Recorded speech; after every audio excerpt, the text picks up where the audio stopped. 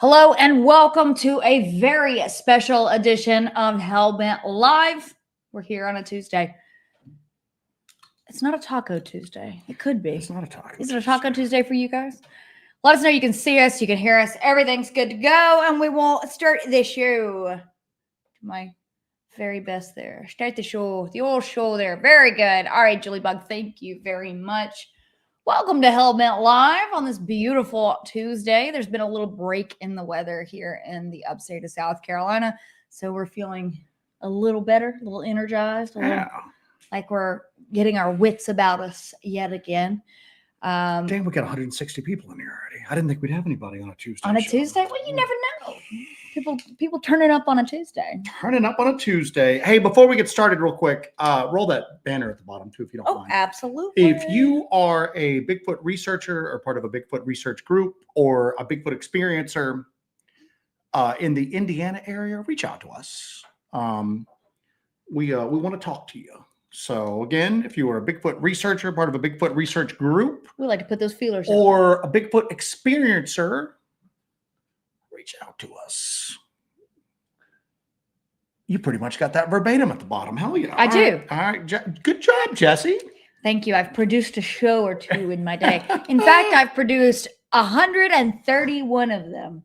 We're on episode 131. That's not counting our little very special after-school specials we've had. Surviving the Strange wants to know if you've heard anything about the earthquakes. There have been earthquakes offshore. Greenwood has... and onshore. So far we have had radioactive bees. What were those? Hornets? Yep. And then we've had some radioactive shrimp. Radioactive shrimp. I had some of those bees. Escaped monkeys. Earthquakes. What else weird has happened here? This has just been like... We moved here. But yeah, we've had like... Have we had radioactive monkeys yet? I'm sure. Anyway, I want show me the radioactive shrimp. That's what I'm here for. Some high-profile Bigfoot sightings. Yeah, there's been all sorts of crazy stuff happening in our state. Yeah, we got the Newberry County sighting. That's true. Oh boy, Okie leading us off tonight. Thank you, Okie. Thank you, Okie. Thank you, Okie. Sir. Thank you. Sorry we weren't out live last night, folks. It just wasn't in the cards. It wasn't in the cards. Man, I tell you what, though, we have been. With everything with the Monster on Morris Mountain coming out, which I believe it surpassed 200,000 views. Did it? It's right at 200,000 views, or it was last time I looked. So we could see. Let me see. I'll see. That's been a whirlwind. I think my press tour is over. Thank goodness. Thank you for that again, Okie. And a buddy Jeff at Wildcat Tattoo says 131 episodes and the best damn documentary. Did you guys listen to the Jason Hewitt interview? Did you guys listen to We'll put a link to that. Yeah, we'll include a link to that in the description. It's a pretty good interview. You're doing pretty good at this nowadays, man. I'll tell you what, Jason Hewitt he's done a couple of films for Small Town Monsters. That's how he got my information. I found him to be a very likable guy. Dude, I liked his format a lot. Mm-hmm. A lot. I'm trying to find the video here. I liked his format a lot. There's a little break for some metal music in there, which I'm totally down for. And it's reminiscent of an early Pantera. It's quite good. But he broke my interview up into sections. There's a storytelling component in there, but it's a nice little variety, and it's a nice break from the regular format that a lot of these shows have. So I think that's going to be on Sandcastle Radio on Tuesday nights. So make sure you listen to that. That's pretty good. That was an enjoyable show, kind of like a variety hour. You had some interviews, some storytelling, a little musical interlude. All right, so just like hearing my own voice there. Don't play that. Small Town Monsters will hit us for copyright. Oh my God! Get the whole channel taken down. Do you know what I'm saying? Ha ha! You fell into our trap, Hellbent Holler. We are edging up on 200,000 views. So, South Carolina 007 asked, radioactive shrimp. Yeah, there was radioactive shrimp. For Walmart. Yeah. Now I get my radioactive shrimp from Sam's, so I don't know if I like to get locally sourced, ethically sourced radioactive shrimp myself. I like those frozen bags of shrimp. I don't like that big commercial radioactive shrimp, The radioactive shrimp farms. What? How bad is just a little bit of radioactivity in your shrimp going to be? We probably should have tested that shrimp first. Well, here's the deal. Do you get like powers afterwards? That's Like what a friend of mine got hit by lightning like a week ago, and I'm just waiting for him to like start shooting freaking lightning and stuff like that out of his fingertips. I'm rolling the dice. I got to tell you that. I'm rolling the dice. So for members this week, I released some unreleased footage of some tree structures in the Uwharrie National Forest that I got during the filming of Monster on Morse Mountain. So if you are a member and you haven't seen that yet, that's some of the unreleased footage that didn't make it into the documentary. We didn't include any tree structure stuff in that documentary. Didn't need to. It was low-hanging fruit. We had the goods, man. We had the goods. We had the goods. I am about to probably gonna have to put Joe on this task because I'm working on something else right now. The long duration recorder that we put out in the Uwharries when we did the documentary, none of that made it into the doc as well, but we have a lot of audio to review for that, and I totally forgot that even existed until a couple weeks ago. But we did put out a long duration audio recorder in the area that is right by that area where our witnesses found what they described as a kill site or a disposal site, and that MK speculated that that could be an area where they could be disposing of bodies or any kind of waste with those cross-hatched pine logs. So we did put out a long duration audio recorder out there. We haven't even reviewed that audio, which is sort of insane. And I think I was pretty blown away by the fact that we totally did not do that. I think after we got the screams and howls with the super sound stick, I was like, this is it. This is the one. So we could have something totally insane on that long duration audio. Let me get right on that. Let me just review this. That could be like, I mean, a Bigfoot could walk up to it and just be like, hello. Whoop, whoop, whoop. I don't whoop, know. whoop, whoop. Yeah. I am Bigfoot. Now watch us actually catch a whoop, whoop, whoop on the recorder. And everybody's like, going, oh, that's there Joe. they go. I heard Joe do it on the live stream. But Goshawk hurt his ankle. Gosh, I hope you're okay, buddy. Bent his ankle a week ago yesterday, but 56 hours later, I was up walking again. That ankle's I took quite a tumble today. Can I tell that story? Not the whole story. So Jesse was putting the live stream up for tonight. And she was putting the live stream up for tonight. How about let's just not even do Bigfoot or Dogman anymore. Let's just do little slice of life anecdotes. You know what I'm saying? Airplane food, guys, right? But Jesse was putting the live stream up for tonight, and she forgot to do something after she thought she had it up. So she was running back into. I was running to my office. Okay, first off, let me back up a little bit here first. So there are certain things that just overtake my life, like Stanley Halloween cups that then get various Halloween accessories on them. Okay. This is glow in the dark. That occupies a great deal of my week, a large chunk of my week. I have to listen to stuff like this. I'm a director. So the other thing was I'm an adult. She has black Crocs that she's been putting little Halloween charms on. That's a thing.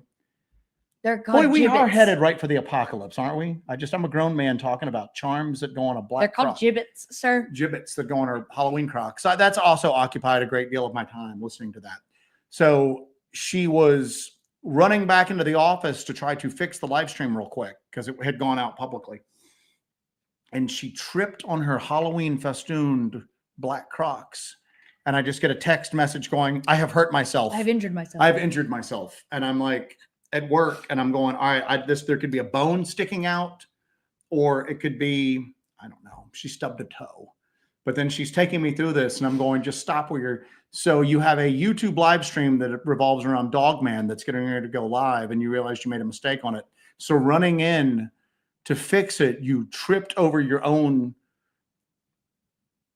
decorated black Halloween Croc and then fell to the ground and injured yourself. Do you realize how ridiculous of a story that would be if you try to explain that to the founding fathers? Yeah, if you transported it. The hubris of the modern woman.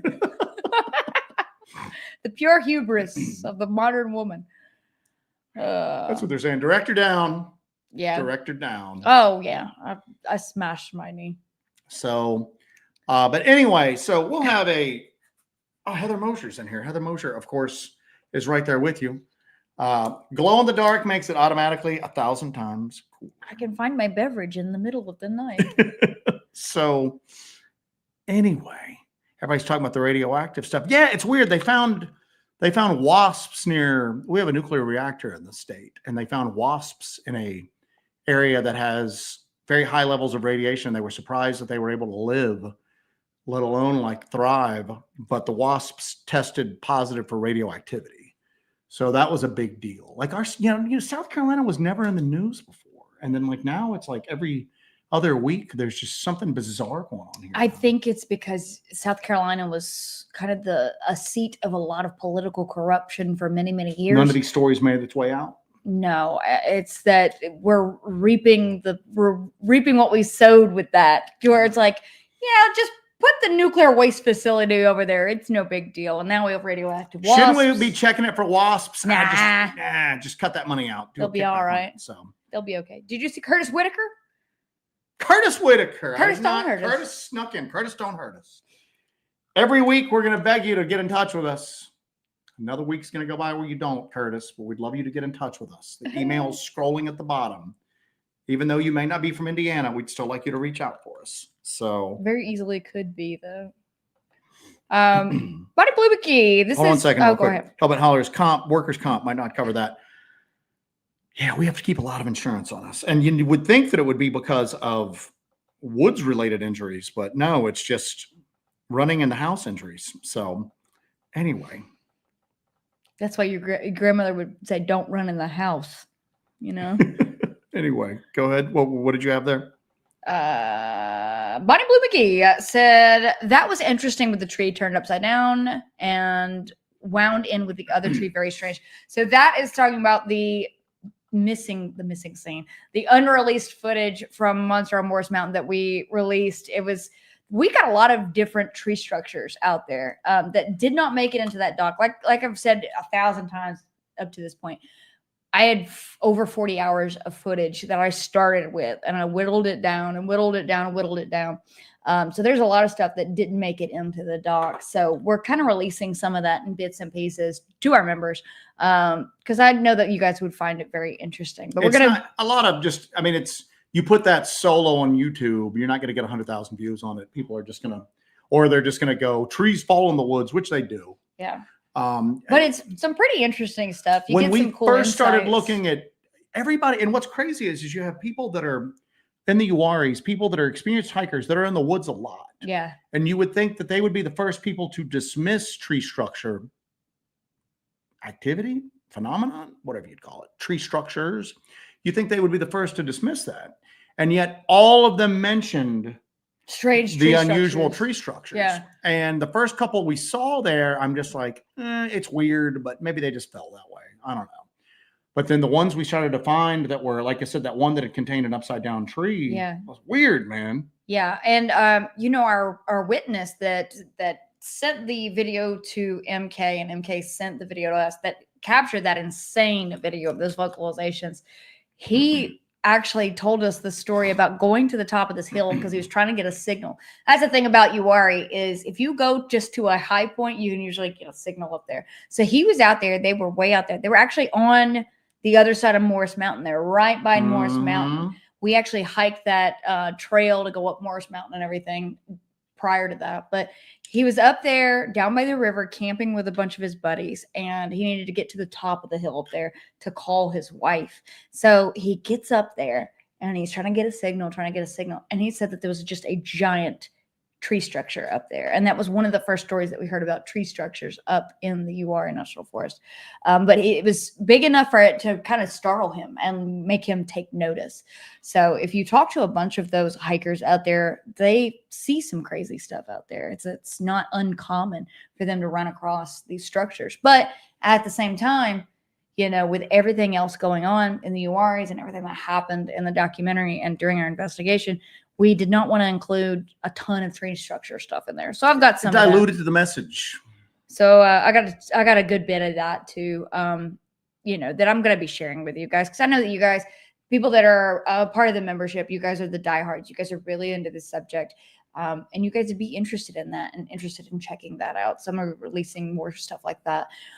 Also, next Friday, I will be releasing a follow-up to our video that we released a couple weeks ago called Shot in the Dark, where we heard that gunshot and those screams at the Blackthorn research area. So I'll be releasing a follow-up to that where we actually go to the other side of the lake and we investigate the area in which we heard that shot coming from. I'm suffering some sort of weird Bigfoot disassociation or paranormal, like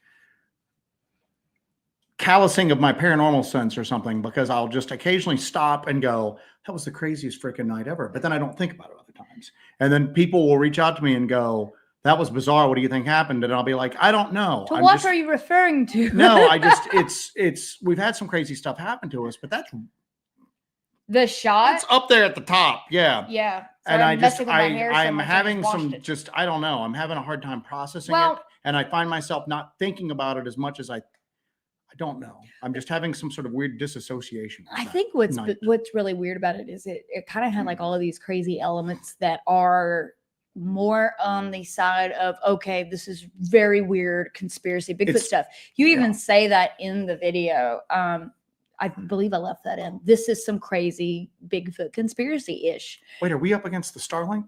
The Starship X launch? I thought that was Monday night. I thought that was Monday night too.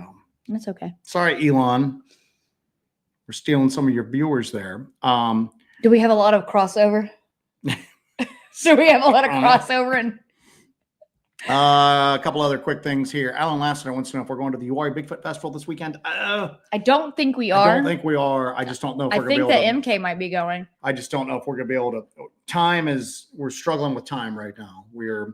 Gosh, isn't yeah, I mean it's real bad right now. We're really on a time crunch right now. Yeah. Doing 3 conferences and then the documentary was cool. Don't get me wrong. We had a ball. It looked tough on paper. It was a hell of a lot harder than what we anticipated it being. So I don't know if we're going to be able to do that as much as we would like to. And we also, we did some serious scouting over the past couple of days too. So we're actually back into really hitting putting the rubber to the road, as they say. We went back up into North Georgia. We have not been into North Georgia in a very, very long time. We haven't been into some of those areas since Hurricane Helene hit because it wiped the roads out so bad. We were able to get a route up into, it was weird. Jesse's going to release some of the footage, but remember North Georgia in a fairly small geographic area is that tree where we caught that weird growling on recorder. We often refer to it as the offering tree. Because we keep finding quartz around quartz and bird feathers are sometimes placed very. I love when you say bird feathers, as if there's another type of feather. Bird leaf. Bird leaf. There you go. But they are placed. I'll throw you off. Very purposely around the roots around this tree. And we've used a drop recorder, just a small digital audio recorder there twice before and caught very weird vocalizations. One that we released publicly. The other one, we don't know what we think about it, so we didn't release it. But we also, something growled at us when we came there to retrieve it. I can't remember what the name of the video was that you put it out on. And we caught eye shine. It's a lot of weird stuff around there. And in that same, again, fairly small region, we found that little archway and those little spirals and little footprints up through there. We went up there and it's accessible now. We got up in it. We were thinking that the area was totally dead. Yeah. That arch is still partially standing, but it hadn't been repaired. The quartz spirals had been dislodged a lot because you could tell a lot of water rushed through there, probably from Helene. I couldn't believe that the arch from our Cherokee Little People episode, I can't believe the arch was still there after the hurricane. That was kind of shocking to see. So we were thinking it was dead. It's a jungle up there right now. There's so much vegetation. It's worse than we've ever seen it before because it's been a lot of rain this year. Even the old roadbed that we take into the tree it shrinks a little bit every time we're there. And it's got runoff in the middle of it that kind of keeps it clear, but the sides are encroaching in with vegetation. It was real hard to get through. But when we got up there, we did find some possible activity around that tree itself. Yeah. So we've got to get in there. It's just that its visibility is like off that road. I mean, it's next to nothing. And that road that we take, the old road, it's on the side of a hill. So it comes down on your right side going in, and then you've got the road and then a drop off. That drop off is a lot more severe now from all of the water post Hurricane Helene up there. Yeah. I'm kind of stammering, but what we're worried about is that if you go a little bit too far to the left at night, it's just good. You're going to lose your footing and just go down. So we've got to kind of relearn that area now at this point. But we do have some scouting videos from the past weekend. Of course, we filmed everything, and I've got some scout stuff that I'm going to release as well. It's so hard operating in this like temperate rainforest environment. We were discussing this while we were out there. We kept kind of going over this for these conferences we did recently. Our presentation was on the Southern Sasquatch and the difficulties of tracking, hunting, looking for, investigating, proving that Sasquatch does exist in the Southern Appalachian region, and the inherent difficulties that come along with that in this region.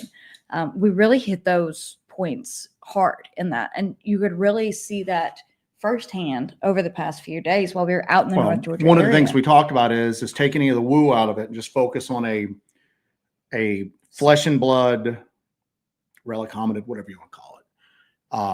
And people would go, oh, that can only exist up north, like Canada, the Pacific Northwest, Northern California. It couldn't exist in the South. And I'm going, we don't have the vast, wide open spaces that those regions have, but we've got big wooded areas, you know what I'm saying? And a lot of the public wooded areas, national forests, are surrounded by privately owned, really large tracts of wooded land that's really only used during hunting season, you know?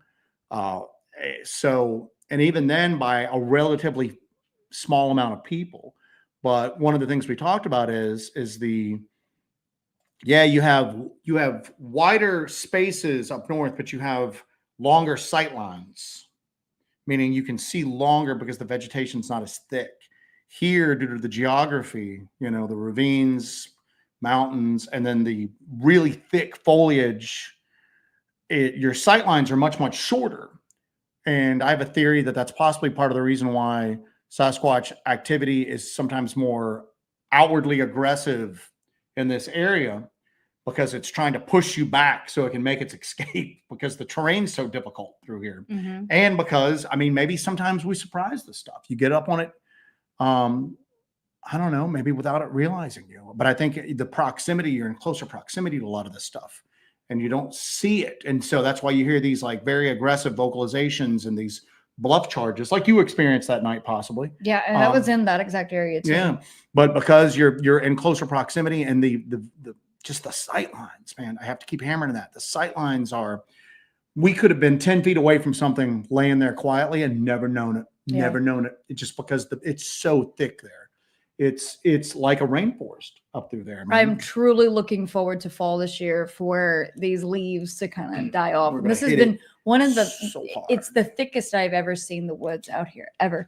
And it's because of this rainfall. It's heavy sunshine, heavy rainfall, and it's the thickest I've ever seen. It is. Call out our boy Larry Sharp. Happy Tuesday, all. Hey, Larry. He's an OG.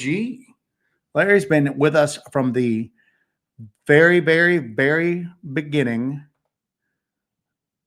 Jeff, our boy Jeff, North Georgia stuff was off the hook. Lots of weirdness. And I've got some other stuff marked on. Yeah, and we want to see if that weirdness continues up, man. We definitely want to see if that weirdness. We definitely got to reestablish some kind of baseline for that research area. Now, we have not left behind Blackthorn. We've decided we're going to juggle through these.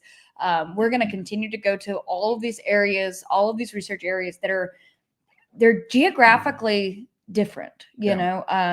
The activity is different in each of these places. So that's why it's important for us to continue to go to each of these research locations and on kind of a rolling basis. it's safer for us to do that, number one, because it leads to less predictability about where we're going to be, but also we can kind of throw whatever's going on out there a little curveball as well. But we're going to kind of mix it up. We still have the Grove, we still have Blackthorn, we have North Georgia, we have the Dark Corner. So we're super stoked to get out there and kind of start running through these again, reestablishing our baselines in these research areas. We have to get colder weather and some of that vegetation to die off. Of course. Blackthorn's a death trap right now. Blackthorn is really bad right now. With all of those open wells and the barbed wire and the broken glass and the sharp metal and all that, and you can't really see where you're walking out there when you get off. Even those roads the old roads were, I figured would be clearer somewhat. Oh, they're just covered in like vegetation. Happy birthday to Benita Wilcox. Everybody wish Benita a happy Benita birthday. Wilcox, happy birthday, Benita. Benita is another one who's like literally been with us. I think from like our first video. Bonita birthday. She may have been on our first video commenting. Benita, happy birthday to you. Happy birthday. And then Ken, our boy Ken, how far do you estimate that shot was from you guys? I'm going to say, because here's where we're on one shoreline, water to the other peninsula jutting out into the water. And then up from that, I would say it was close. It seemed like the gunshot happened past us to the voices. And that's just a wild ass guess because we're in the dark. Our adrenaline's going. Between a half a mile and a mile. And that's just a wild ass guess. I don't know. You know what I'm saying? It seemed I couldn't tell you. It seemed like it was on not the other, my wheelhouse. We were close enough to hear those voices. Now, Yeah. sound travels across water pretty well. So that could also play into it. Too many factors. That's a wild guess. You know what I'm saying? So, all right, let's see what else we got here. We'll get to the topic here in a bit. Michael Tovo wants to know, are you still in contact with that camper who caught those vocalizations? I traded a few messages with him the other day. He actually found something very strange out in the Juarez. And it's very weird. It goes the spiral. Yeah, the spiral. Yeah. So he found something very weird out there. So obviously the strangeness continues, but he's out there. He's one of those guys that's just out there. And he's not somebody who's given to flights of fancy, because if you remember in the doc, we go, do you think Bigfoot's in the Juarez? And he goes, there's something up here. Something. And he is not somebody who's really quick to start pulling out. He just goes, I experienced something weird. What do you think it is? I don't know. Yeah. Something's out here, which is pretty much where we are with it. So let's see what else we got here then. JD Smooth is going, we're just basically some friends of ours, and I can't really say too much publicly because I don't know what all's out on it, but some friends of ours are looking to make contact with Bigfoot researchers in Indiana, but I think some experiencers would do as well. So if you know anybody, buddy, send them our way, my man, our boy JD here. And then our friend, Central Kentucky Bigfoot, formerly known as Central Florida Bigfoot. You guys really nailed the night filming. Tip of the cap to you both. Morris Mountain was some good. Check that. Great filming. Thank you very much. That is high praise. I didn't even use my full spectrum camera for that. That is high praise coming from you, sir. Thank you. I think the mine area was like my favorite stuff. Mines at night. I marked that because it's just so good. Joe, you must enter the Bigfoot calling contest Saturday. You ought to release that. I don't mind poking fun at myself. We've got something's whooping at us, and we can't catch it on thermal, but it's a wooded area around Morris Mountain. Joe, you're gonna really regret if I'll never hear the end of it. If you can't make fun of yourself. It's whooping, and I'm like, we don't ever do like call blasting. We don't. I just feel like I was like, but it keeps coming. It's pretty damn close to us. We don't usually hear stuff this close, and it's moving, and we can't see it. And I'm like, I'm gonna whoop back to it, see if we can get it to like show itself, because maybe it's something natural. We just don't know it. You know what I'm saying? But we should be able to see it on thermal. So I'm like, I'm gonna whoop back, and then I just you know, our adrenaline's going, we're excited, we're tired, we're dehydrated. And it's making whoops. And I decide I'm going to whoop back and have that whoop come out, Jesse. I like how you have all these excuses for why you. The worst Bigfoot call ever uttered by a man. You're a strong man with a weak whoop, is what you are. Whoop. It was just terrible. Whoop. It was, and I went, oh my God, Lord, that was horrible. Oh. And Jesse's like, oh God, that was terrible. And I'm like, I can do another one. This one will be better. Woo. It came out just as bad. It was terrible. I found something you're bad at. Terrible at Bigfoot calls. It was well, I'm terrible at finding a stick that's good enough to just whack a tree with. Yeah, that ain't never happening. So you know what? We talk big talk. We're like, you know what? We don't go out there and whack trees with sticks. We don't go out there whooping and hollering into the night. It's because we can't do it. That's what it is. All across Indiana, but more specifically Southern Indiana, Hawk. I know you know a lot of people out there. So if you got anybody, send them my way and we will pass them Beaver along. goes a prepubescent whoop. Oh, it was terrible. It was horrible. It was absolutely terrible.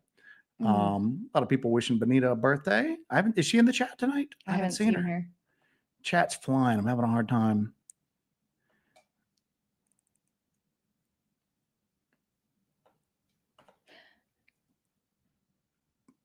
Hi, thanks for the thoughts and prayers on the eye surgery. It went great. Keep them coming. Yeah. Next surgery is on September 4th. All righty. Well, you Hellbender power, baby. It's done well enough that you can seat it tight. So I got one here. David Lester 440 was wondering, I watched one of your videos from 4 years ago about the equipment you use researching. Any plans on making a new one about the equipment you use now and why? Probably not. Here's where we're at with that. And I appreciate your interest. A, our loadout's constantly changing. Yeah. B, I want more people. I don't know. I go back and forth. Everybody always talks about how toxic like the Bigfoot community is. And online it is. You go to like conferences and everybody's like nice as can be. And I'm going, are you all the same people acting so crazy online? What the hell's up with that? But the online Bigfoot community is toxic as hell, as all get out. We're even seeing like a real weird upsurgence in that, not towards us, just in general, from a certain segment of the Bigfoot population, the Bigfoot community right now. You got some snarky Bigfoots coming your way. So you're never going to get rid of that. That's been around with any facet, any paranormal. That's any niche whatsoever. I mean, you've got stamp collecting elitists. You know the only way to combat that is to get more good people involved in it. So I want to see more good people get involved in this.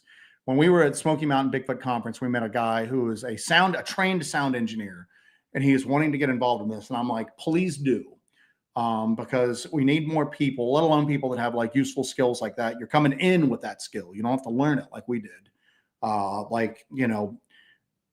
And we want more good people to get involved with it. But the other thing that hurts us is people will try to emulate the equipment we use, and they use it incorrectly. And that me trying to explain it to people. We've also seen people try to emulate like us directly as well, which is very total carbon copies of Hellbent Holler, which is very bizarre, weird. Very weird to watch and go, wait, we've said that before. Wait, we've done that before. Very weird. It's not the sincerest form of flattery. It's weird. But the other thing too is that no matter how much like explaining I would do, people would use the equipment wrong. And then when we would try to use the equipment the right way, people would go, oh, that's a bunch of BS because I saw somebody else use that and it was just all hokey and bad. I don't know. We might. I mean, we got a huge equipment loadout nowadays. That would be a long video.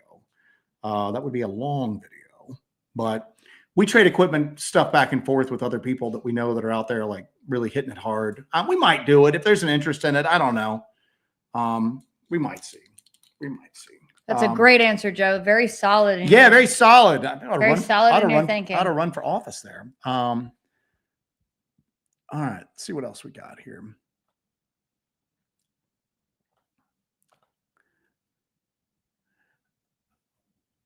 It's dead in yard haunt. I have to look at the pictures. We are still having trouble with that. That's not an us thing. Did you guys see the Smith & Wesson 10mm folding carbine? I have not seen that. Have you seen that? No.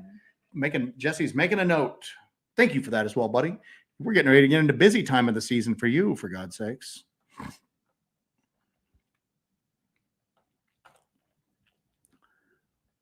Side Doggo, have you ever had an experience where you realized it was something really evil? Yeah, we have. Yeah.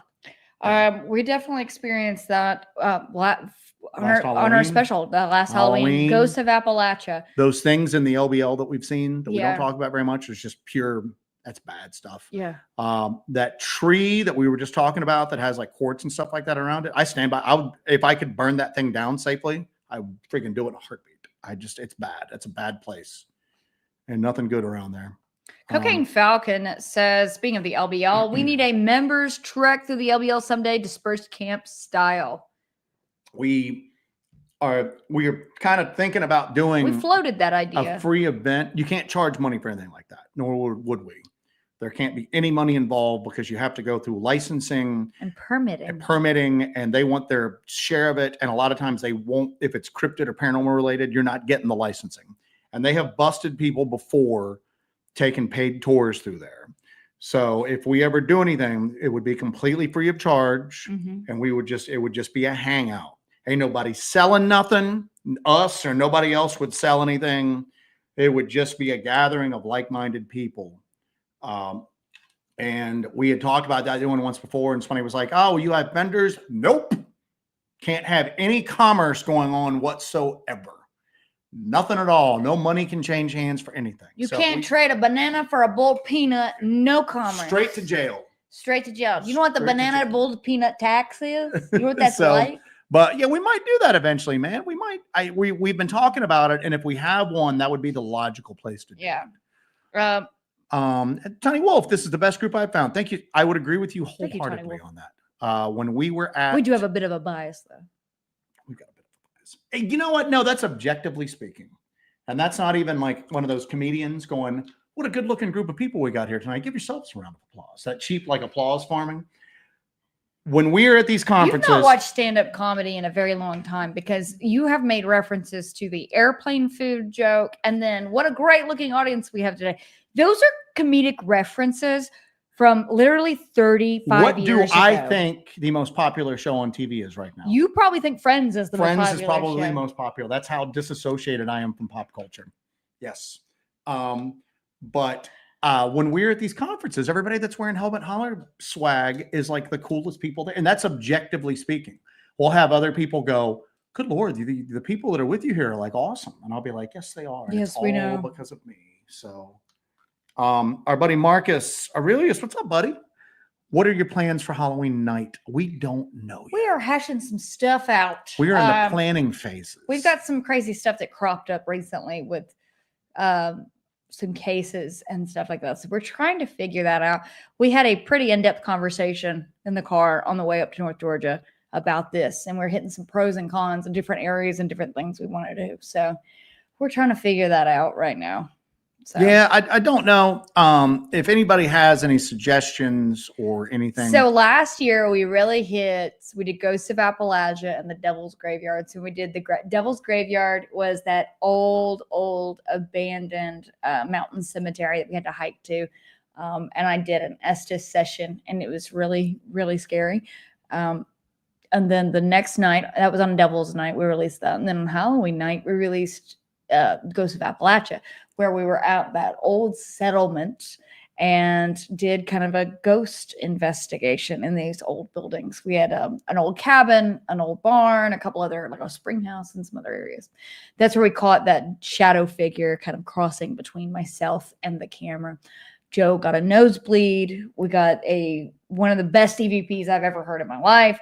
But I just don't think we have like the audience that's super stoked about that. You guys can let me know if you want to. I might put up a poll and see what kind of stuff you guys are looking for. What would you like for Halloween? What would you like for the great Hellbent Holler Halloween? What are you looking for as far as Halloween? And keep it reasonable and realistic. But we've got our usual. I want world peace, Joe. Our usual haunts that we're waiting for and you'll see when Jesse releases this North Georgia, like just scout footage. It's a green hell in there. Ooh. It's a green hell. It is, they call rhododendron like hells is what they're called. Patches of rhododendron because they're so thick. And I'm there going, this is hell. This is like a green hell. This is like not what you would expect in the southern mountains. This is something that you would expect in like the friggin' Amazon or something. It's that thick. But guys, let us know if there's places that you want to see, or if you guys are interested in what you guys are interested in. I know that last year we did focus on more like paranormal hauntings and stuff like that. That's kind of what I wanted to do. I'm more inclined to do that kind of stuff. We don't do a lot of that stuff. But if you guys are more interested in Dogman, let us know. Just let us know what you guys are interested in. I might put a poll up and we'll kind of gauge that, and that'll kind of send us in the direction that we want to go for the Hellbent Halloween. Joseph? Hawk says that Morgan Monroe State Forest is a hot spot in Indiana, south of Indiana around Martinsville. Mr. Blueberry wants to know, speaking of how's tinkering with the new camera going, Joe? I have got to learn That's far advanced beyond your skill. I missed that day in cinematographer school. Oof. So, but it is. I gotta try to get it tested some. We were getting rained on the whole time. It rains every day here. Like every day, it rains here. That's not an exaggeration. If I sound like weary about it, I am. But and I don't want to test its weather resistance yet because I just got it. It's expensive as hell. So we used all of the membership money and super chats and everything like that. And then we threw money in and we were able to get it. But I think it's a good roll of the dice. It's going to increase Jesse's speed in the editing process because she's not going to have to like color grade, do as much color grading and fixing of the footage of the because the cameras we've got right now, like we're shooting off of right now, is good. You know what I'm saying? It's good. It's really good at night with night vision. And it's got great stabilization, but it especially around that like dusk as the sun starts to set, it's not the best. And this one's hopefully going to be really, really good on it. So you guys will see some footage on it soon. I just got my SD cards and my filter and everything like that for it. I'm marking stuff as I go. So if you see something pop up. Any plans to go back to Seawood Manor? I think eventually. I'm not doing that on Halloween. Because Sam Burton, our buddy Sam Burton, went there during Halloween and got chased out by devil worshippers. And that's a true story that has not been, that's just not a BS YouTube thing to say. He got chased out by people who were setting up for a ritual. So we were hanging out with our buddy Chester Moore. Chester Moore. What is his podcast name? I just completely phased. Dark Outdoors. Dark Outdoors. Oof. Give it a listen if you haven't already. That is a good show. And it's brief too. It's like very short episodes that are just leave you wanting more. He does a lot of stuff on like outdoor cults, and we were trading notes and we talked about Seawood Manor and stuff like that. We talked about some of the stuff we saw, like people running patrols on four-wheelers, like armed. People live in these areas. And like when people talk about feral people, I go, there's not like tribes of like cavemen, but there are people who have reverted, who live in like some of these areas illegally, who are armed and don't want people poking around. And I think that is what is responsible for some of the disappearances that happen sometimes. But that's because, you know, you go out looking for Dogman or Bigfoot, you may or may not run into anything. And even then, the chances of you getting out, you know, there ain't millions of people going missing in the national parks every year. You know, and then we're armed and prepared and stuff like that. But you run into a group of just insane drug addicted criminals out there. The odds. And you didn't bring them with you. And they're not our usual group. You know, everybody in the chat's at home that night. You know? I don't know these people. Wait, who are these insane drug addicted criminals? There's more? Wait, Ken with you guys? No? What the hell? All right. It's a different batch. Bigfoot Michigan Rob is in the chat. Hello, Bigfoot Michigan Rob. But anyway, we're going to try to, but we got to sneak in our boy, Brian Wigful. Hey guys, hope you're both great. Haven't had a chance to go out looking for ages. My mom's health has taken a turn. She's got the worst case of Guillain-Barré syndrome and is basically paralyzed. I'm sorry to hear about that. Brian, I'm sorry to hear that. I don't know what Guillain-Barré syndrome is, but I'm sorry to hear that, my man. Everybody throw a prayer Brian's way. See if we can get some good stuff going for you, my man. I'm so sorry. Surviving the Strange, the helmet at the Bell Witch Cave on Halloween would be couple of people keep mentioning the Bell Witch Cave. The issue with that is, so the Bell Witch does tours, and the Halloween night That's is probably their biggest money night. maker. That's their biggest night of the year. So they run tours till probably 2 or 3 in the morning at the Bell Witch Cave. So, and the line is insane. It's a madhouse. So, as much as I'd love to do that, Sploot says, I can see Joe telling the entity at this moment I'm back. You could like confront it, like go out there. I don't know if I've got the balls to do that. Ghost bouncers. I don't know if I've got the balls to do that. That was scary. That was still a very, I'll never forget sitting in the office at night reviewing audio and hearing Hey City Boy and coming and getting you and just going, I don't know what I caught, but it's crazy. It's crazy. I don't know if I've got the fortitude to test the helmet there. Huh? Yeah. You know what I'm saying? We're gonna have to work up to that. That's because that's the other thing too, is that I mean you guys get the helmet, I gotta put it on. You guys get it because you follow this stuff and you're into this stuff, but like for the casual viewers that are just like, test the helmet at the settlement, and I'm going, I don't know if I want to. I mean, I got a nosebleed. And again, I can't say that was paranormal. And you got to be honest. You can't say it. You also have to understand that the helmet is not a cell phone. The helmet is a god helmet on steroids. Dewey went into full mad scientist mode. It's the most powerful. It's the most powerful, like, god helmet ever produced. So you also have to remember that, because if I end up brain dead, we can't do this anymore.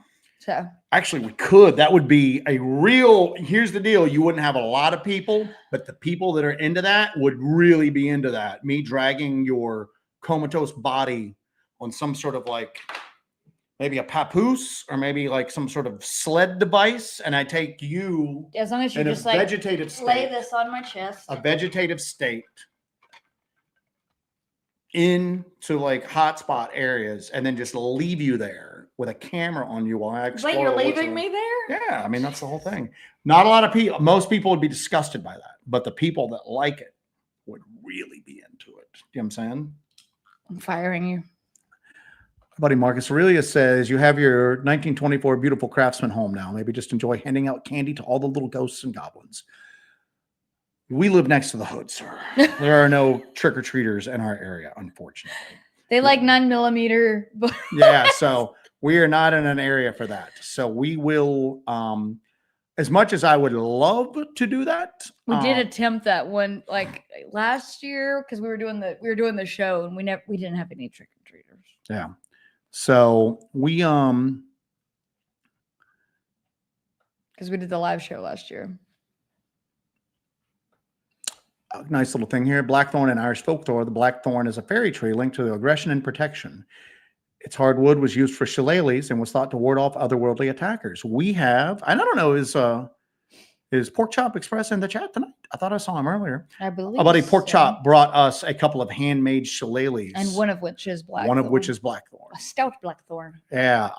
To the conference and gifted it to us. And it is like literally in a place of honor in our living room. It is something that we have picked up and like handled on a daily basis. It was probably one of the nicest gifts I've ever gotten in my entire life. Oh yeah. You know? Very cool.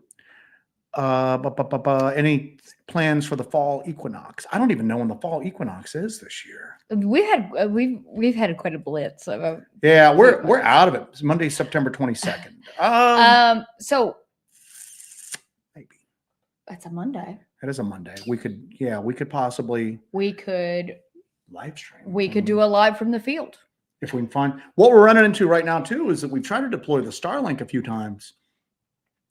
Tree cover is like so thick and insane. Like we went to one field that we know that we thought for sure we'd be able to get a Starlink signal from, and all the surrounding trees have like grown inward. And I had a little patch of sky, and I'd get a satellite link and then I'd lose it. But in the September, it might, hopefully it's weather's supposed to get cool early. And if we get some sky there, we could possibly go live from the field on the fall equinox. Yeah, I have an idea actually. Okay. I have an idea.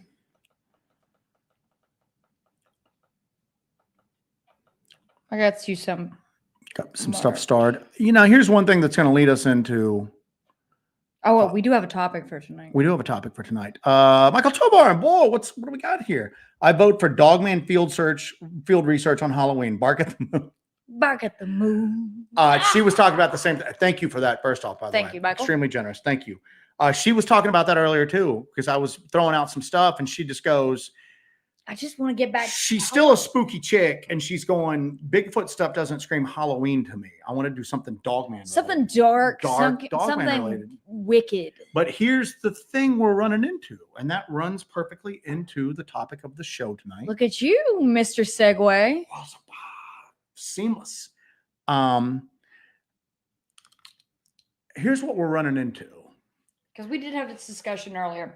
We were talking about what would we like to do for Hellbent Halloween, and I just keep saying I miss our Dogman investigations. We were hitting Dogman hot and heavy. It was wild. We were getting crazy reports. We were catching really interesting vocalization. We were. We found some real oversized canine prints. Yep. That are on the extreme. You were hearing about a lot of activity, and then we're not really hearing about a lot of activity right nowadays at all. You're seeing stuff on YouTube, but let's just be honest, a lot of it is just creepypasta, sensational stuff for views.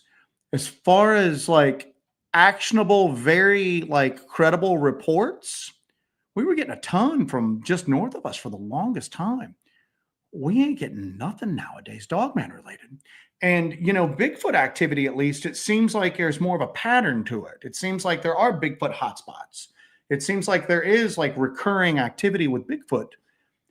And you can just sometimes pick a patch of woods and go out there and look and sometimes be surprised by what you find. Just because there's not Bigfoot reports coming out of a particular area doesn't mean that there's not Bigfoot activity. It just means that nobody has made a report out of that area. Either they aren't going there, or they're not going at the right time, or they're just experiencing it. They're choosing not to make a report. Or if they are making a report, maybe it's a little too weird for some, you know, report aggregators, and they're just pitching it out. It's never seen the light of day. But that's really not like that with Dogman. Dogman activity, real Dogman activity, not made up stuff, not creepypasta, not the LARPing stuff. Real Dogman activity just seems, for the most part, like it's become extremely random. Yeah. And it doesn't seem like it's happening that often now. It's almost like we had a major flap that occurred, but nothing that you can kind of put a pattern to. I mean, we can throw on our gear and grab our flashlights and our cameras and go into the woods and just go, we're here looking for Dogman. Generally, we like to, for stuff like that, have something to kind of guide us. Yeah. Some kind of report, we're not seeing it right now, man. Yeah. I mean, there's a few reports floating out there. I'm just gonna tell you right now, I find some of them more believable than others. There are hot spots. There's the LBL. There is, you know, the area around Bray Road. There's the areas that everybody always knows about, you know, that. But as far as like the reports from the Southern Appalachians, I'm not seeing them with the frequency right now. Yeah. And a lot of the ones that I'm seeing, because people will send me stuff and I look at it and I'm just like, I think this was just kind of made up for YouTube, to be honest with you. Yeah. Because there's been very credible reports by people that we've gotten to know. And the more they were credible to begin with, and then as we got to know the witnesses, they became even more credible after we got to know that person. Our buddy Cryptid Response is like one of them. And we're not seeing that right now. So we're trying to figure out what's going on. Is there like an ebb and flow to the activity? Could there be some sort of social pressure that's going on with witnesses? Maybe the activity is still happening, but maybe there's a new stigma that has been placed on people. Well, you know, I can't blame them. We watched something the other night and I'm just sitting there going, you can't. And here's the deal. Who are we to judge anything? You know what I'm saying? Well, when did that attitude enter? Boy, exactly. You're not going to go far with that attitude, boy. And you can't control. There's no application process. Yeah, there's no application process for any of this. But we were watching something the other night, and I was going, I know this topic is real, and I find this very unbelievable myself. I just find it just sounds like a crazy person spinning a bunch of BS. And we're thinking maybe that's got so widespread that legit witnesses are going, I don't want to come forward and talk because I don't want to be associated with this, you know. And that's always been a problem with the Dogman phenomenon. Yeah. That it's so that the people that are at the forefront of it are often so unhinged themselves that people look at it and go, you just seem like a crazy person in general. It ends up painting the whole topic with when that. Legit rational people are going, I experienced this. I can't explain it, but I experienced it.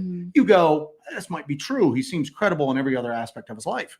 But when just flat out crazy people are saying it, you go, you're crazy in every aspect of your life. So I have to just by, you know, a logical process, assume this is just crazy babble as well. So we're wondering if maybe people are not coming forward more because of that stigma that's kind of been created by the sensationalism. And there's people that are still doing legit stuff on it. You know what I'm saying? Our buddy Aaron D, Small Town Monsters, they did really good, serious stuff on the topic. Yeah. Aaron's written some really serious books on the topic.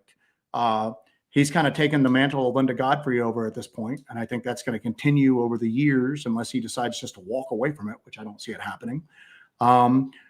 Jody Cook and them did some good, serious work on that thermal image stuff, that thermal footage that came out of the LBL. You know what I'm saying? But it just, it does also seem crazy. Now, here's the other thing too, is that maybe, I don't know, maybe the sightings themselves are trending down at this point. It seemed like it got really, I mean, we weren't known for the topic, and we were getting a boatload of reports from just north of us, which was odd to us. It was like the universe was leading us in that direction. We, you know, I'd give a left small toe for that to happen right now. You know what I'm saying? Well, I can't say the usual saying, give your left, you know, trying to keep us PG. Boiled peanuts. Boiled peanut. I give my left boiled peanut for that to happen now, but it's just not happening. And it's frustrating because we find the Dogman topic very, very, very compelling and interesting and real.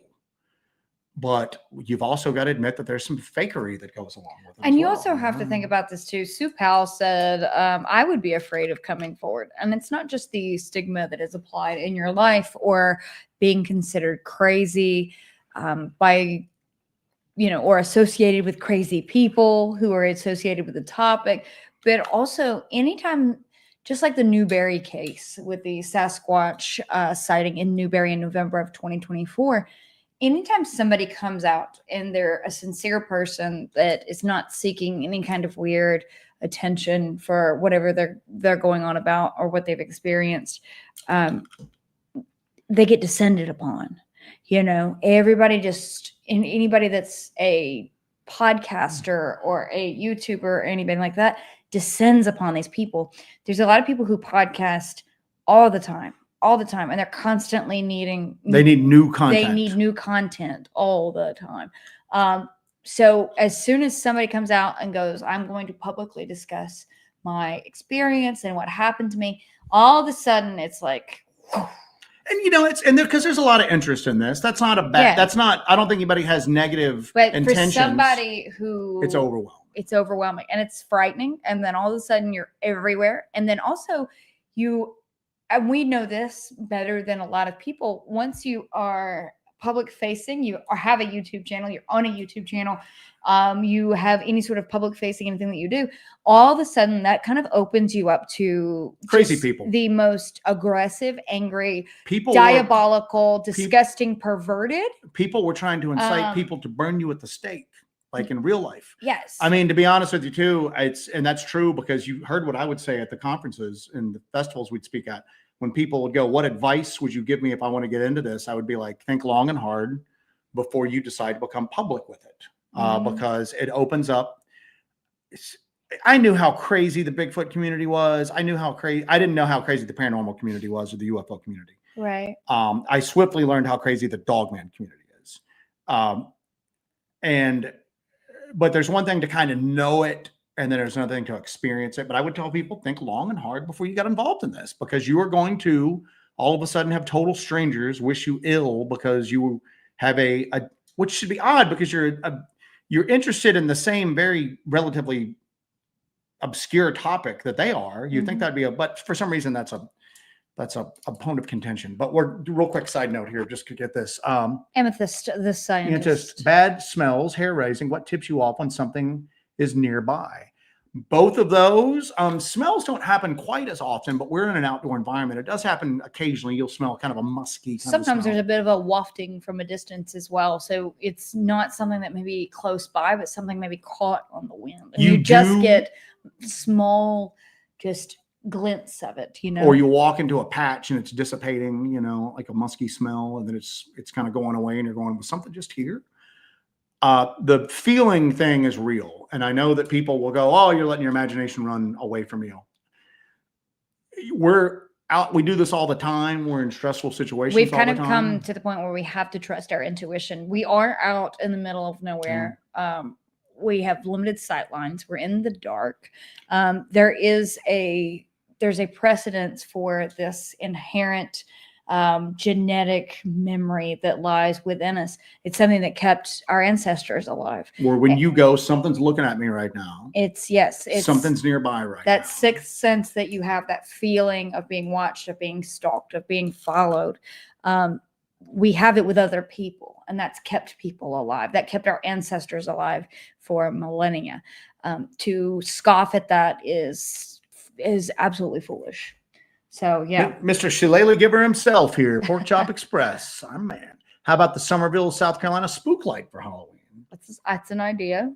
Write that down. I have that written down already. She has that written down. Thank you, buddy. I already wrote it down. All yes. Right. Because I thought that was kind of interesting, because we've really not done a lot on spook lights except for Brown Mountain lights. We really hit Brown Mountain lights. The burning light, I guess, could be considered a spook. I wouldn't put that in the category of spook light. So murder slug hunting camp out. I don't think anybody's talked to that murder slug guy. I have to talk to Randy and them from 40 in Tennessee to see if there was a bit of a breakdown with the murder slug situation. The murder slug situation. But so that's where we're at with the Dogman stuff right now. Is Hawk has a good point here. Just to kind of bring some reality to the situation of what happens when you report sometimes. He was responding to Sue. He said, when I came forward, I had a bunch of people I did not know wanting to come on my property armed with rifles. I said, hell no to that. And you have people who want to play cryptid hunter. I'm a monster hunter. And they want to show up and do their whatever they plan on doing. They have no training. They have no experience in the woods. And they are just trying to go out there and play a role. Joe and I don't know everything about everything. We do have training in a lot of different areas that aid us in our quest. But I would never ask a stranger, can I show up on your property armed? Well, here's the deal is that we go armed doing this. And the number of times I've drawn a weapon out there is extremely small compared to how many times we have gone out. And that's something else to worry about too, man. You don't want people like running around like full tilt boogie on your property and all of a sudden your dog catches a bullet, because they thought they'd shot the dog man. But for the dog, it was just a dog, man. So all right. That's my comedy. That's it. But unfortunately, it was a dog shooting. But I mean, that's where I'm at with this. Is that the whole topic of the show is what is going on with the Dogman phenomenon? And I know that I've had too many waters. I know reports are being put out. Oh, this is going to be graceful. Anyway, so reports are coming out. I'm just not seeing the frequency of really credible reports like I did for a while. Maybe we kind of came into the Dogman game on an uptick in like reports like that. And maybe this is just the baseline normal for it. I don't think the phenomenon happens as often as some of the other things that happen out there. I think that Bigfoot is far more common, even given the fact that sometimes there is some misidentification that goes both ways. People might have Dogman on the brain, although that's a very unknown topic compared to Bigfoot. But some of the people that are into this stuff, I think it's far more often for people to have Dogman sightings and report them as Bigfoot sightings because that's the only thing they're familiar with.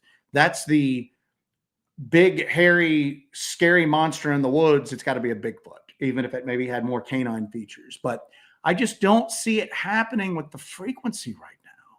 When I am hearing reports that sound good and sound credible, they're past reports.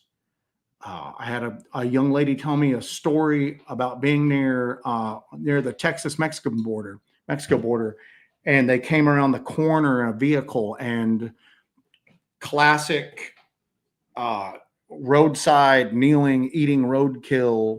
They thought it was like a skinwalker is what they called it. And I'm going, are you familiar with the Dogman? No, I'm not familiar with that. What is it? And I explained it to her, and she's like, yeah, that's what I saw.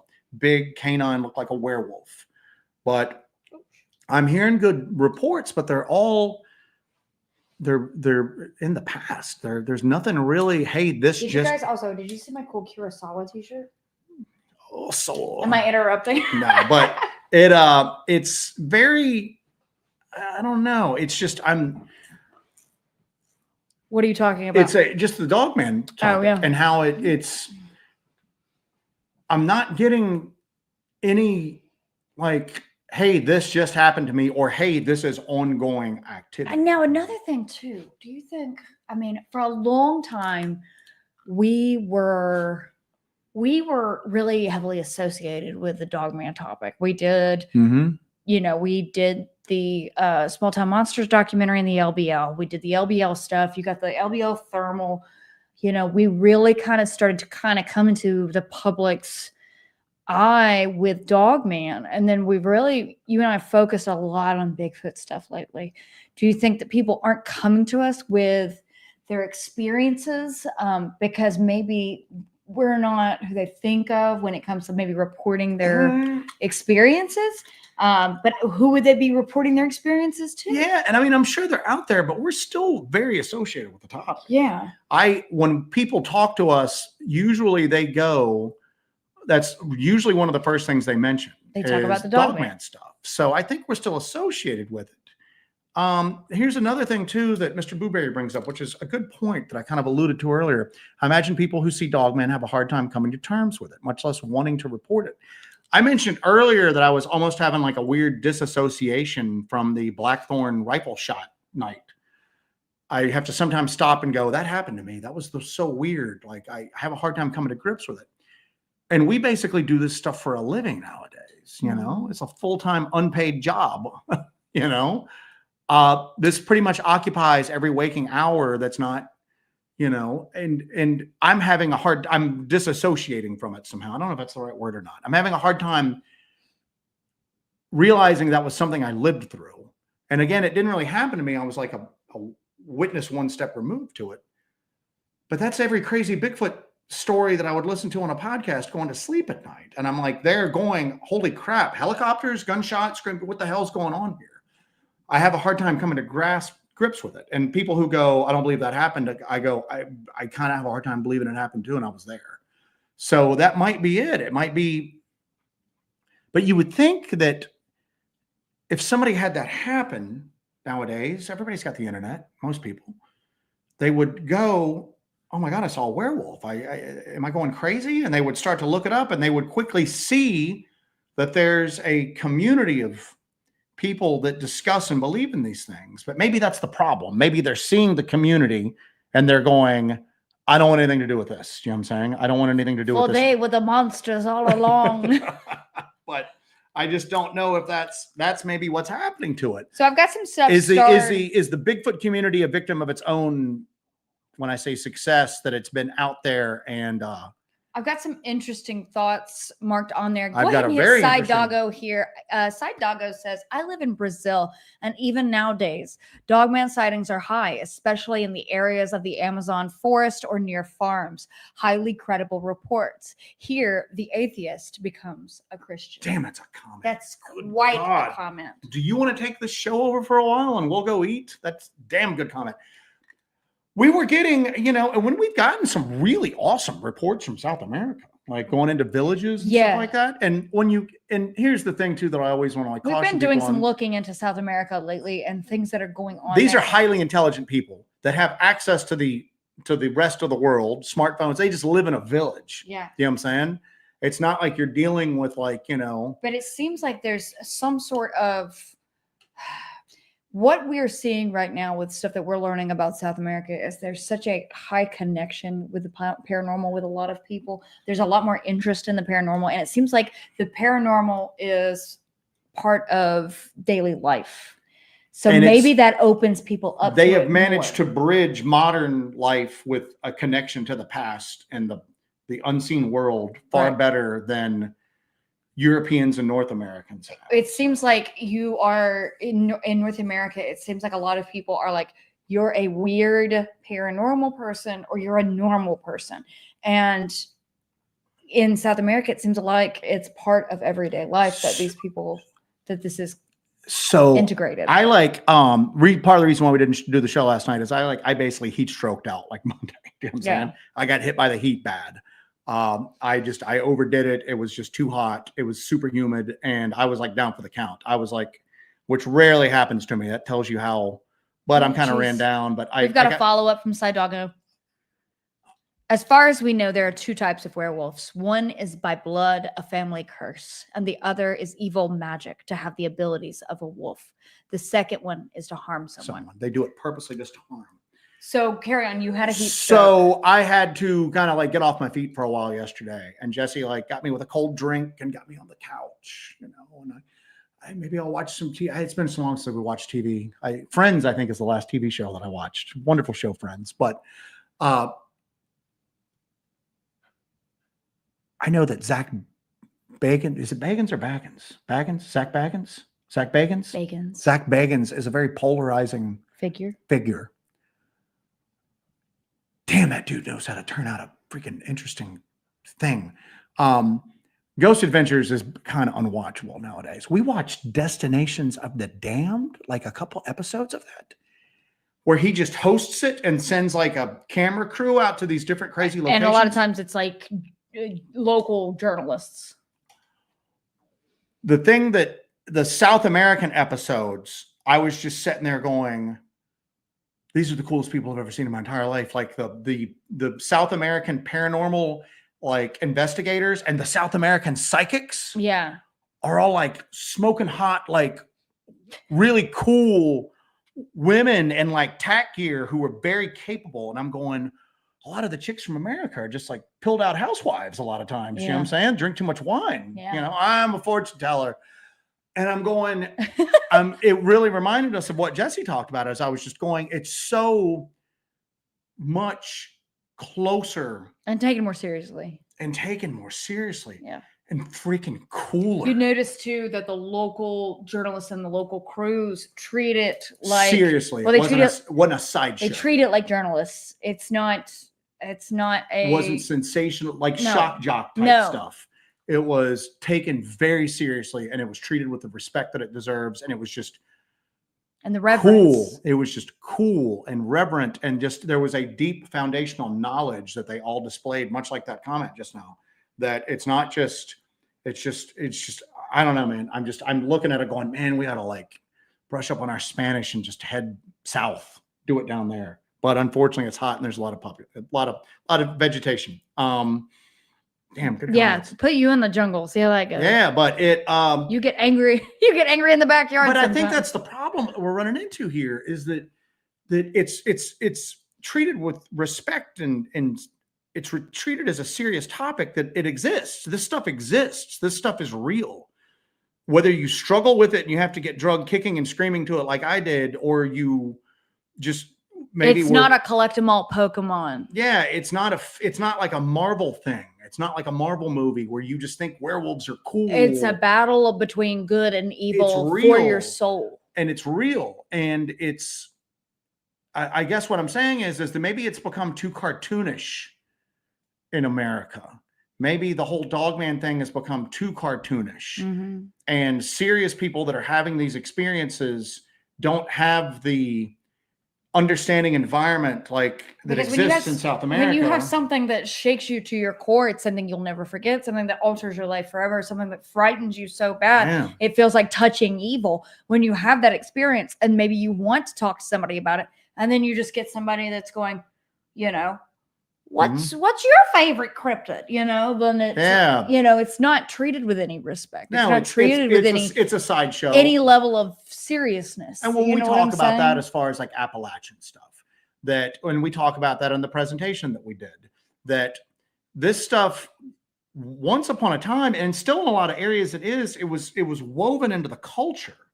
It was part of like practices that were performed every day were as a result of the things that go bump in the night. Yeah. And now that's become like a minstrel show. Oh yes, it's a hillbilly minstrel show. Appalachian culture is just trotted out to like be mocked and like made fun of at this point. And it's just, it's a goofy thing for people to laugh at. And it gives people who are not really familiar with the subject ammunition to just mock you and I to our faces and just laugh at us. Would you find Bigfoot yet? And it's like, oh, great. Something I do that I spend a lot of time, a lot of energy. It is the center and the core of my life. I'm very passionate about it. We're very well read on it. And it's just allowed to be boiled down and reduced down, like you said, to some sort of hillbilly minstrel show. Yeah, it's, and I think that has possibly. For shame upon you. Shame upon you all. Shame, shame, shame. But maybe maybe it's a victim of its own success. Maybe it's become more.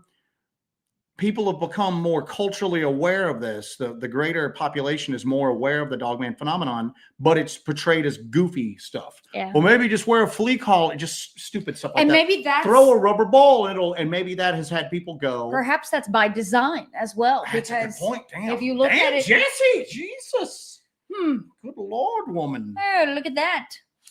Maybe it is by design. Maybe it's by design that it's turned into something that you can ridicule. That way people will be quiet about it. And people who have any like modicum of seriousness will avoid it at all costs. When you mock something and you make it non-serious, people don't take it seriously. Absolutely. But here's the deal. We as a community don't really do that well at making it serious too. Come on, man. Come on, man. Come on, man. Somebody I do take serious is our man, Sam Burton. There was a recent Dogman sighting in Ellijay, Georgia. Wasn't there a Bigfoot sighting in Ellijay? Mm-hmm. Sam, you shoot me a message if you want to, but I heard no details. That's why Ace and I are going up there. We're going in a couple of weeks. Sam and Ace are going out on the hunt. Ace on the hunt. I almost want to go down to Ellijay, hook up with Sam and Ace, go on a Bigfoot. Sam, get in touch with us, buddy. So... all right, let's see what else we got here. But anyway, that's where I'm at. I don't know. I just feel like something's going on. And you know what? Maybe here's the deal. Maybe this is the calm before the storm. I always associate the Dogman phenomenon with the black dog phenomenon from Western Europe. That happened in waves. That happened. There were peak periods of activity and that would go dormant and then it would flare back up again. So I don't know. But I feel like we should be getting more credible reports than we are. And maybe talking about it tonight will open that floodgate up again. Mm-hmm. We sent out to the universe once before that we wanted Dogman reports, and those Dogman reports did not come. So I don't know.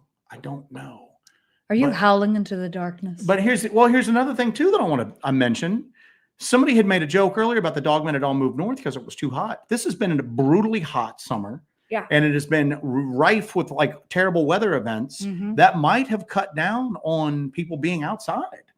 Because you have to have those elements to get a report. I saw an article where this guy was talking about how summer was becoming how winter used to be. Winter, you used to just basically not go outside. You used for to 2 cloister, months. yeah. And you are basically doing that in summertime right now because of the heat being so bad. But in order to have a sighting, you have to have 3 elements for it to make it out into the zeitgeist, into the public forum. You have to have a creature. You have to have someone to have the sighting, and then you have to have someone for this person who had the sighting to report it to, for it to get out there. So you have to have those 3 crucial elements, or if the person has the sighting and reports it themselves to the public, you can skip that part altogether.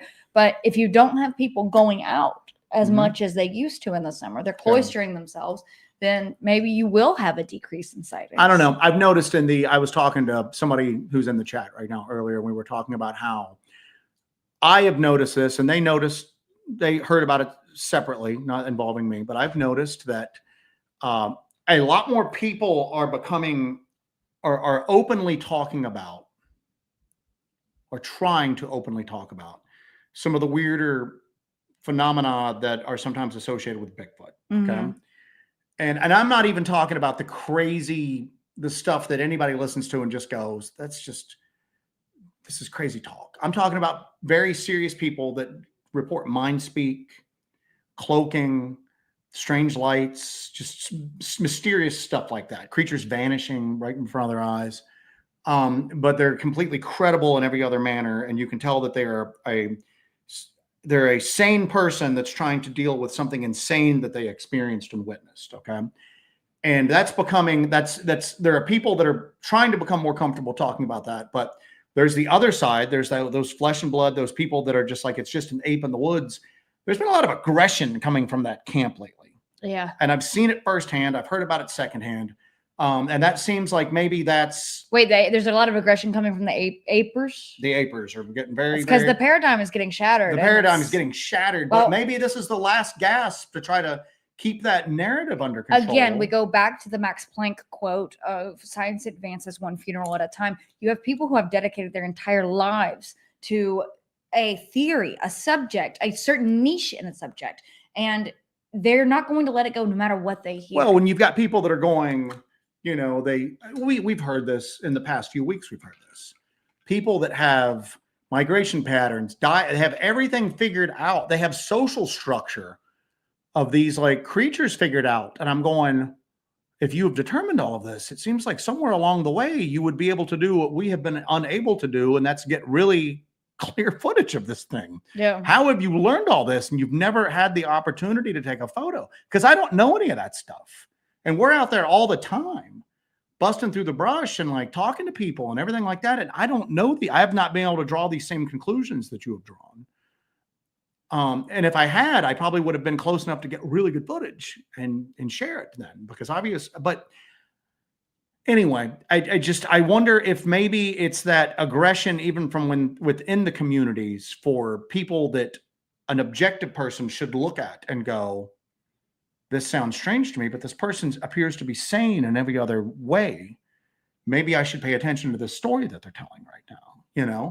I don't know. A quick little side note here. Question was, are you still trying to get a drone? If so, what drone and how would you use it? We need to get a drone. We have a drone that was donated by a friend of ours that we've been learning on. We need to get a drone with collision avoidance eventually, but there's a lot of stuff going on the drone. There's a lot of upheaval in the drone world right now. That may not ever be a possibility for us. But in addition to that,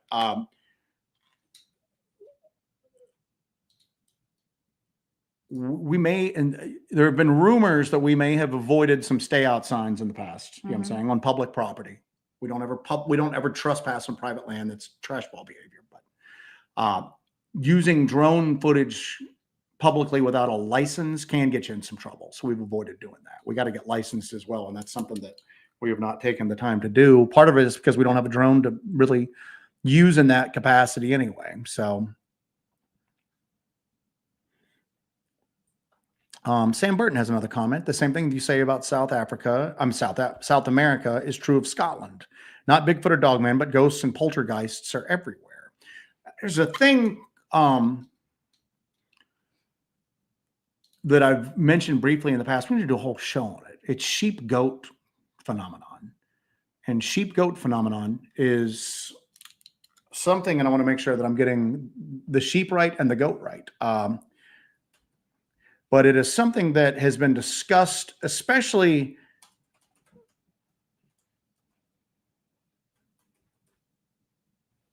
in the psychic research world. People talk about like parapsychology. You know what I'm saying? Yeah. Hooking a dude up with wires, guess the card. You know what I'm saying? That sort of thing. Oh, I see a squiggly line. You stupid SOB. It's a pink triangle. It's not squiggly lines. Try again. Then they administer a shock. That's what I'd like to be. I'd like to be the shock administrator. You're going to be the shock guy. I'm the shock guy. I want to be the insult guy. You just insult them?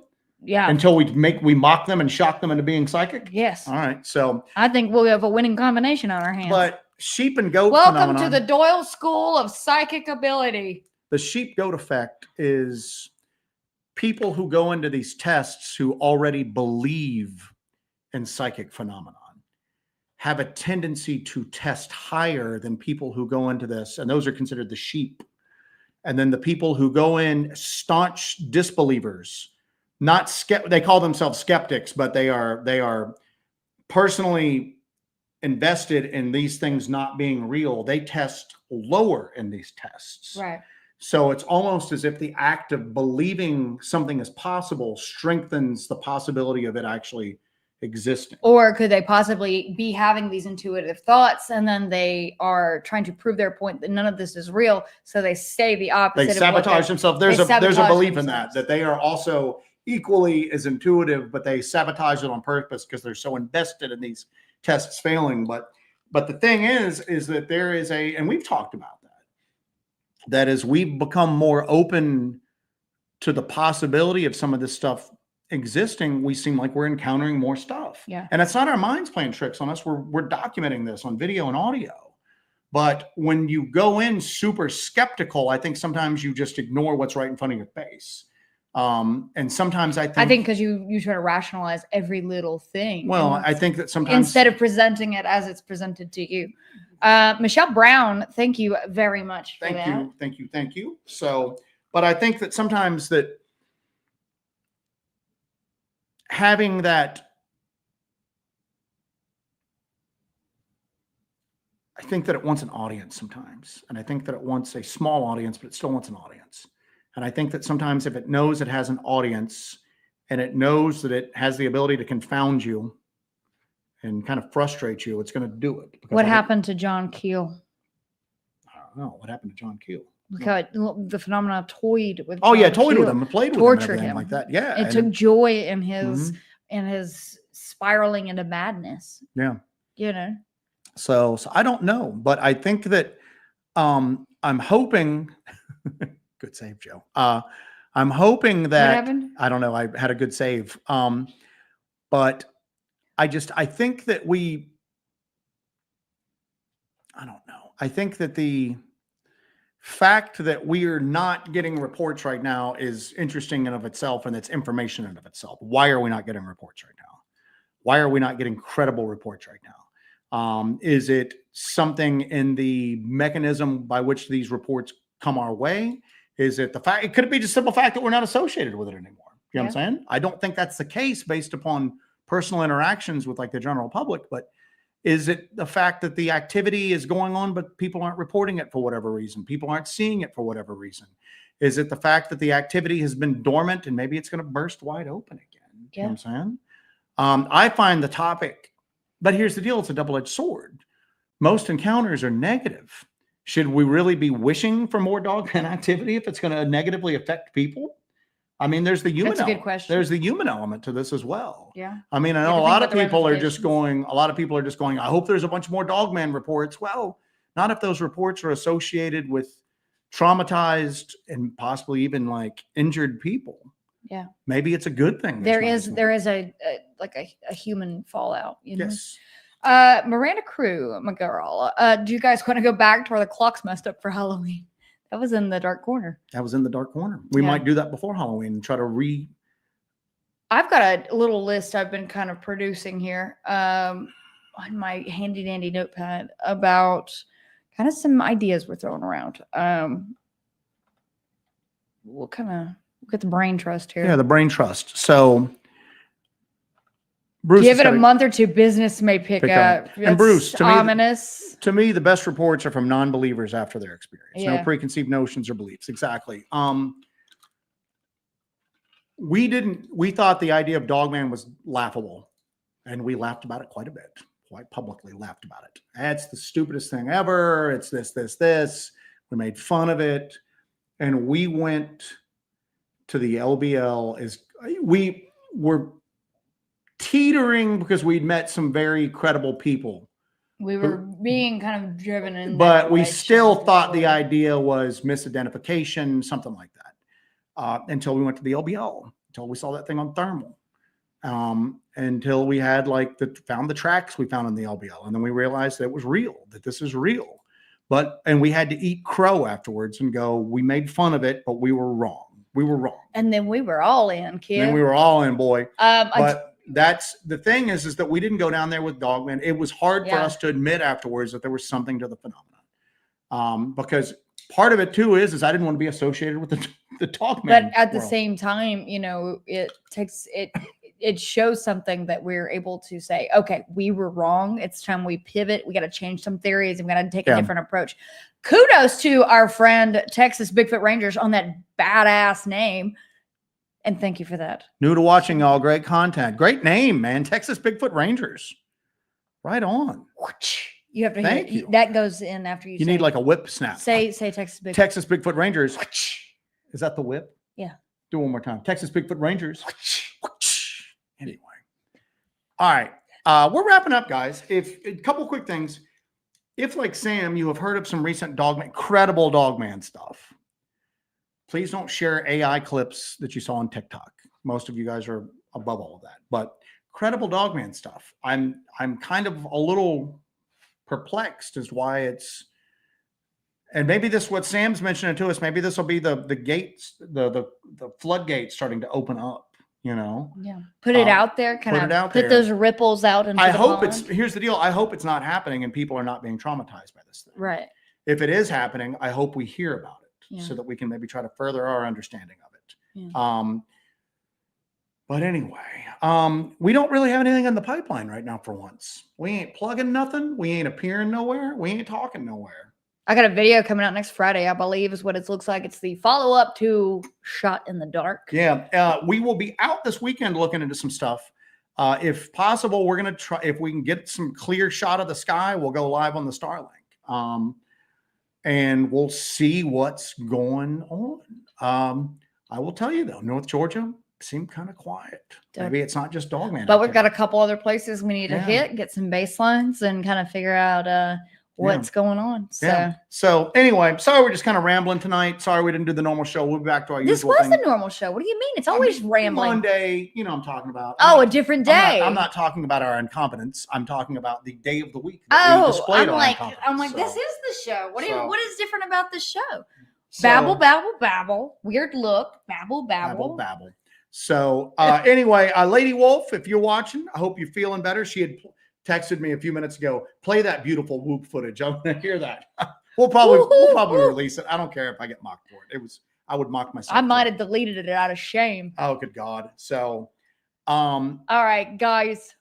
Let's see here. Thank you guys for joining us. We appreciate it. And we really appreciate you guys. And we will keep your notifications on. We might try to go live this weekend if we can get a good signal. And I got some good ideas for some stuff too, based on this conversation. And if you got some ideas, because season's getting ready to kick off for us. We're getting into the seasonal wither when like everything's going to start to die and we'll have like everything dies and we come alive and mobility and vision and visibility and everything like that. So keep us, if you have some ideas of where you'd like to see us go to this season, let us know. And we will holler at you all later. Everybody wants that Halloween special, kid. All right, guys. MK is going to be at the URA Bigfoot Festival. MK will be there. He will be the emissary of Hellbent Holler. So he will be. Do not beat him up and throw him into a trash can. All right. Weird ass, freaking weird thing. I don't know. So some threats have circulated the internet. So, all right, guys, we appreciate all of y'all. All right, guys, we appreciate you. Oh, is that it? We got anything else? That's it. I'm done. You have no announcements? Let's go. All right. I'm going to make some dinner. Thank you, guys. Have a badass week. We love y'all. Take care of yourselves and take care of each other. Good night.